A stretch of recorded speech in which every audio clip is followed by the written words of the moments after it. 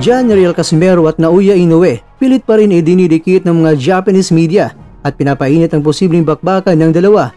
Yunosuke Kameda, hindi suportado ng mga kaubayan at si Casimero pa ang mas pinaniniwalaan. Kung ang mga Pinoy ay minsan nawawala na ng gana na pag-usapan ng Inoue kontra kay Casimero, pero iba niyo ang mga Hapon. Narito ang buong kwento. Si Gianriel Quadualas Casimero, dating 3 Division World Champion mula sa Pilipinas, ay muling harap sa isa na namang mabigat na hamon sa kanyang karera. Mula sa pagiging isa sa mga pinakakatakutang boksingero sa lower weight divisions, unti-unting bumabagsak ang kanyang reputasyon matapos siyang mawala ng titulo at marap sa mga isyu. At ayon sa ulat ng Yahoo News Japan, si Casimero ay muling magbabalik sa ring ngayong October 25 sa Bishkek Arena sa bansang Kyrgyzstan upang harapin si Yunosuke Kameda, ang pinsan ng kilalang boksingero at dating world champion na si Daiki Kameda. Matatandaan na 5 taon na ang nakalipas mula nang halos maganap ang pinakainaabangang laban na Casimero at Naoya Monster Inoue. Noon ay taglay pa ni Casimero ang WBO, World Boxing Organization World Bantamweight title at nasa hururok ng kanyang karera. Subalit, matapos siyang magkaroon ng problema sa timbang at tuluyang malisan ng sinturon, bumagsak ang kanyang reputasyon sa pandaigdigang boxing. Gayunpaman mga kwento ay hindi nawawala sa dila ni Casimero ang pangalan ni Inoue.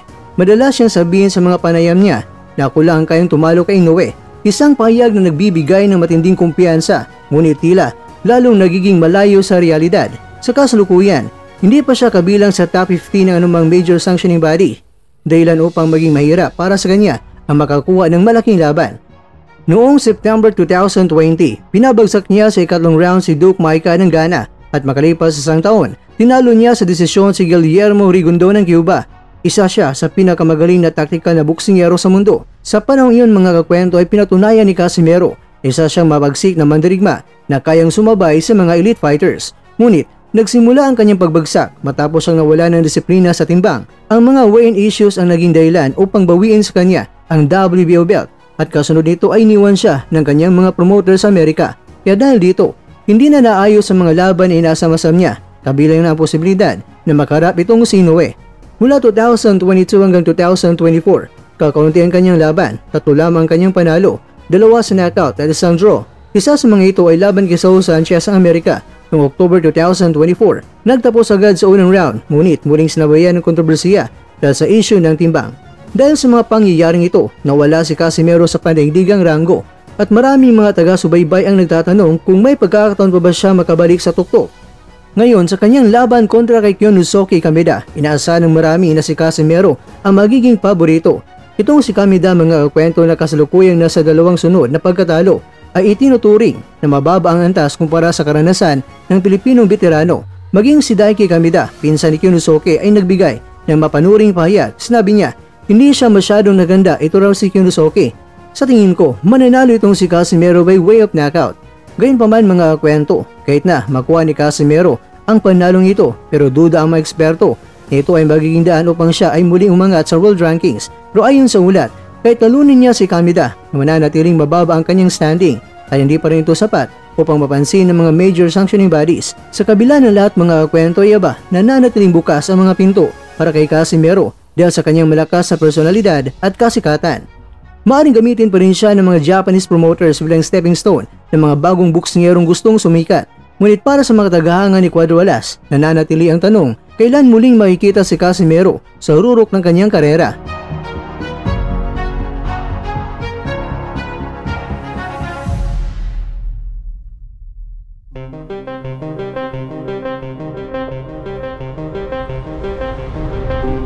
Mga kakwento, ngayong October 25, hindi lamang panalo ang nakataya para sa kanya, kundi ang kanyang karera, dangal, at pagkakataong makakabalik sa liwanag ng pagiging tunay na kampyon.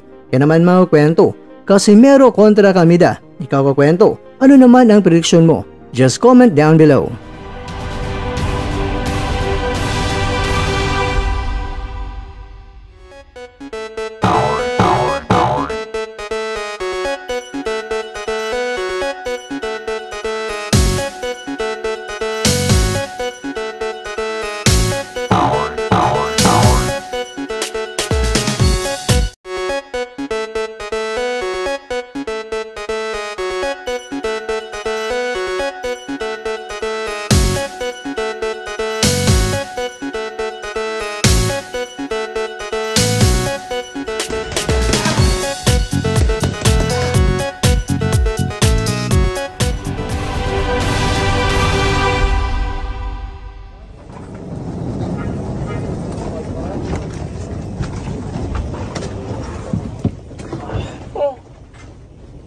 Tugnaw?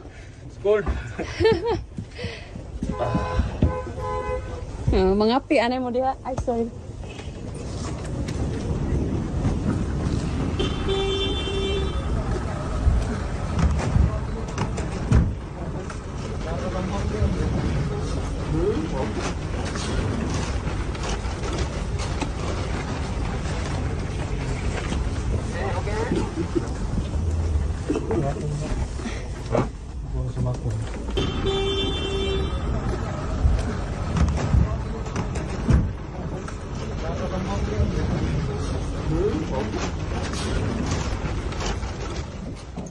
Ganda talaga ng mga unloaded shot. My name. Andito na naman si Cuadro Alas. Andito na naman si Cuadro Alas. Shout my name.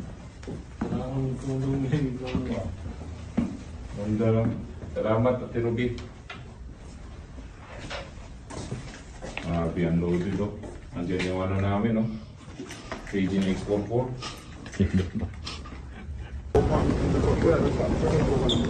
Ganda talaga ng mga unloaded shot. My name. Andito na naman si Cuadro Alas.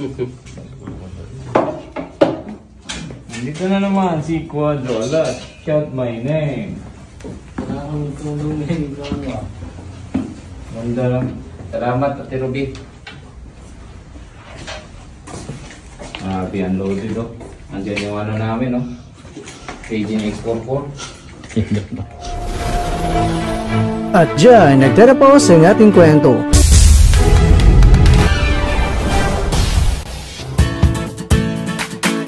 Maraming salamat mga kakwento sa inyong panonood. Pero baka naman mga kakwento ay nagustuhan niyo po ang kwento natin ngayon. Baka pwede niyo po akong mabigyan dyan ng like, subscribe at pa-click na rin sa bell button.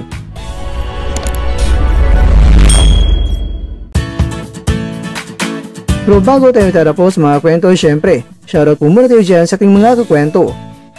Kay kakwentong Kiko YouTube TV, kay kakwentong Orlando Samson, kay kakwentong Joseph Pagagnan, at kakwentong nanonood ngayon, shoutout sa iyo dyan. Bueno, dito na po muna ang ating kwentuhan, at abangan nyo na po ating susunod na video.